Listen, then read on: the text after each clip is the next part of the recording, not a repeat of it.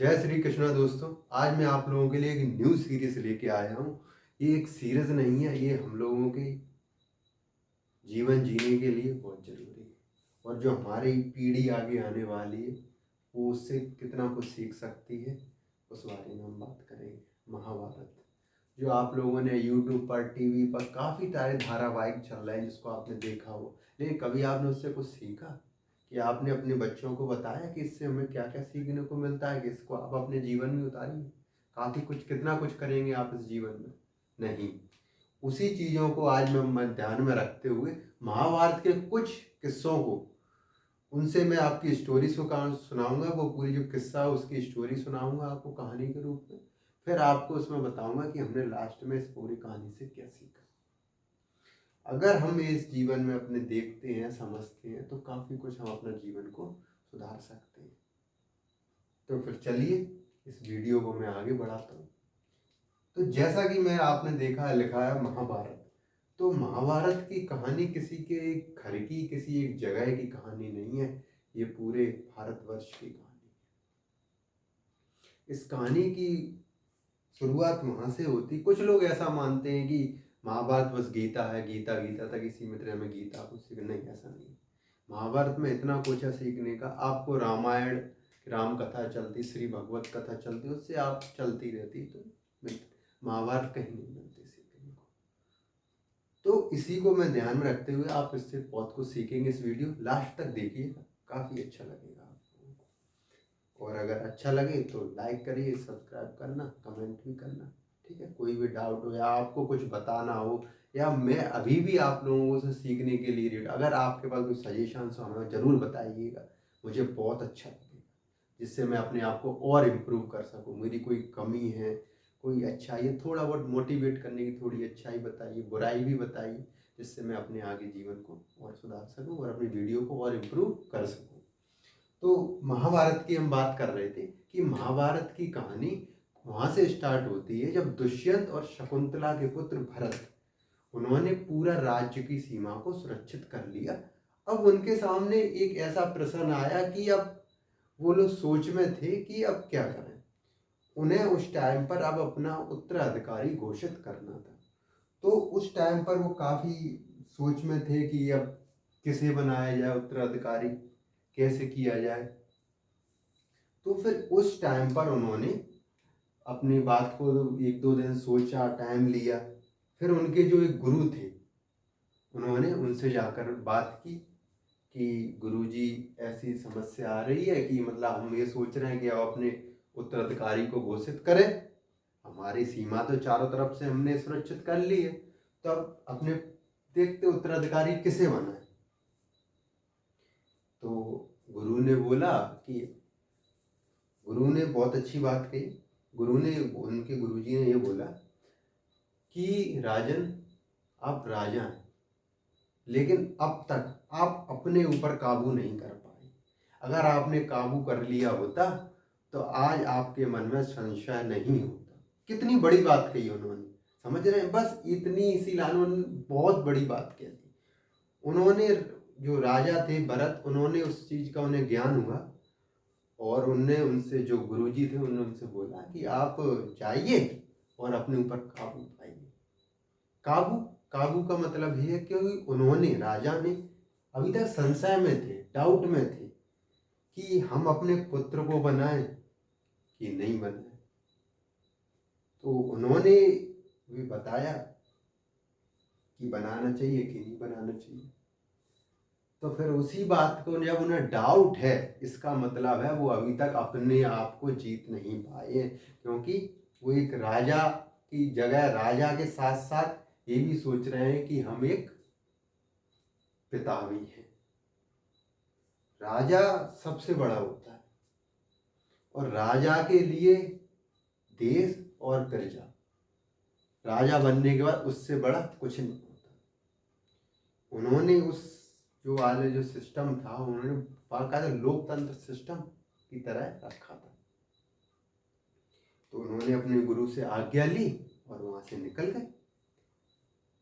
जब अगले दिन जब सभा लगी तो उस दिन उन्हें घोषणा करनी थी कौन उत्तराधिकारी बने। तो फिर उन्होंने अपना पत्र जो मंत्री जी थे उन्हें दे दिया कि इसको सुनाया जाए। तो फिर उन्होंने इस बात को सुनाया और देखते हैं क्या आगे क्या होता है।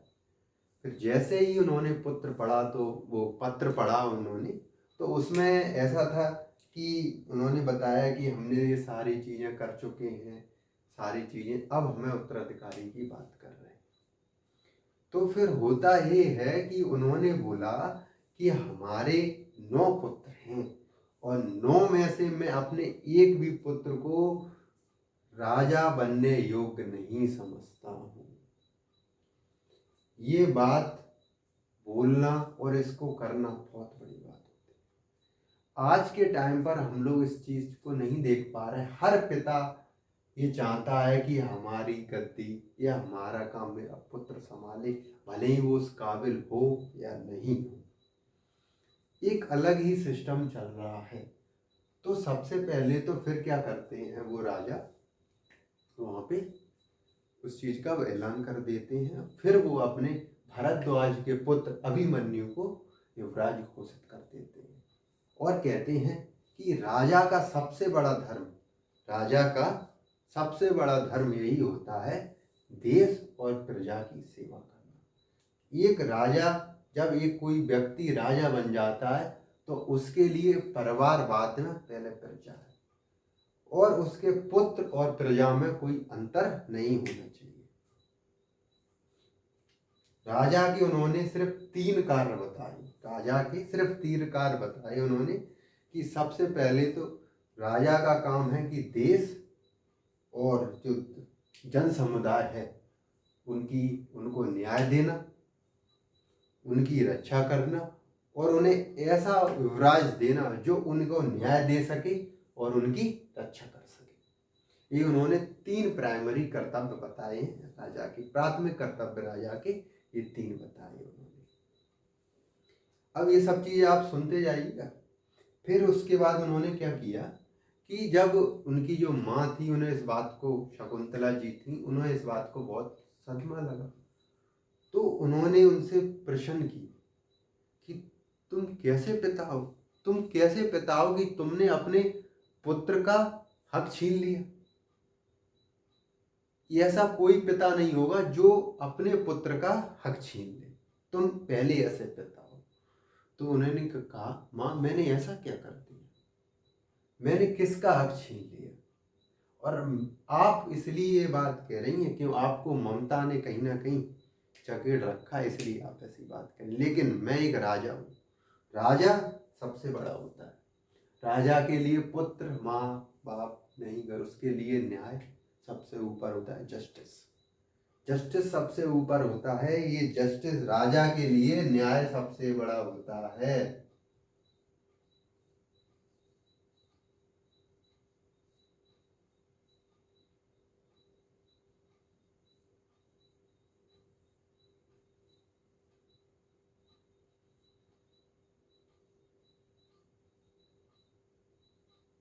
राजा के लिए न्याय सबसे बड़ा होता है। राजा के लिए प्रजा और पुत्र में कोई अंतर नहीं होना चाहिए। जो काबिल है उसे उसका हक मिलेगा। जो उन्होंने उस डेमोक्रेटिक सिस्टम को बताया पॉलिटिकल में,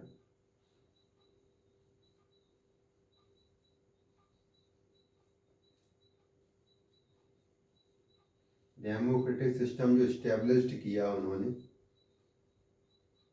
कि जो एक्चुअल में है कैपेबल उसको सीट मिलनी चाहिए।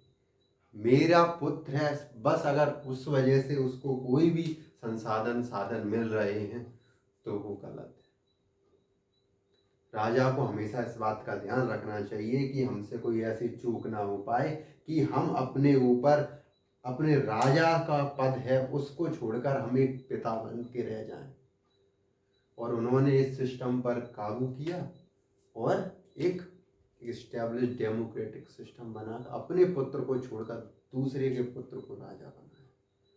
तो मैं आप लोगों से यही बात कहूँगा कि हमेशा अपने जीवन में कभी ऐसे कार्य, अगर आप कोई ऐसी समस्या में आ जाए और ऐसी सिचुएशन में आ जाए कि जहाँ आपको अपने पुत्र और अपने न्याय को देखें, तो हमेशा अपने पुत्र पितृ मुँह में ना जाकर हमेशा न्याय की बात करनी चाहिए। हमने बहुत सारे लोग ऐसे देखे हुए हैं कि जो कहीं ना कहीं अपने पुत्र मुंह में फंसे हुए हैं कि बच्चा गलत कर रहा है तो भी उसका ही साइड ले रहे हैं, जस्टिस अपने बच्चे तक की उसको गलत राह में ढकेल रहे हैं।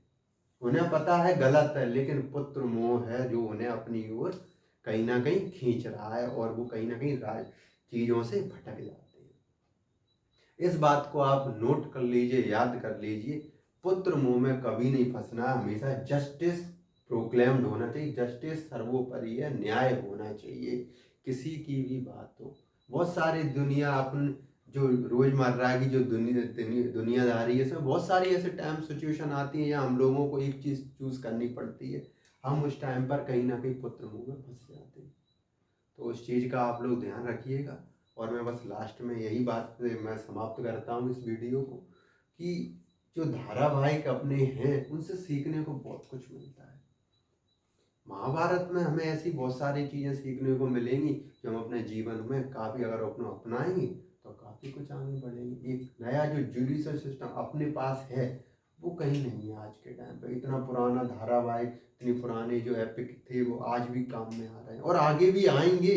ऐसा नहीं है कि एक्सपायर्ड है, एक्सपायर्ड नहीं, आगे भी काम आएंगे। एक जो पुरानी स्टोरी नहीं है, एक जो फ्यूचर में होने वाली भी स्टोरी है। आज का टाइम जैसा आप लोग देख रहे हैं कि कहीं ना कहीं हर घर में झगड़े हो रहे हैं, महाभारत की बनी हुई है।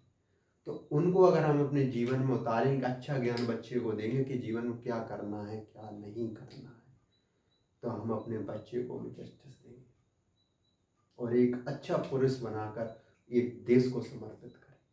तो इसी प्रकार मैं अपनी वीडियो को समाप्त करता हूँ। जय हिंद, जय श्री राम, जय श्री कृष्ण, राधे राधे, नमस्कार।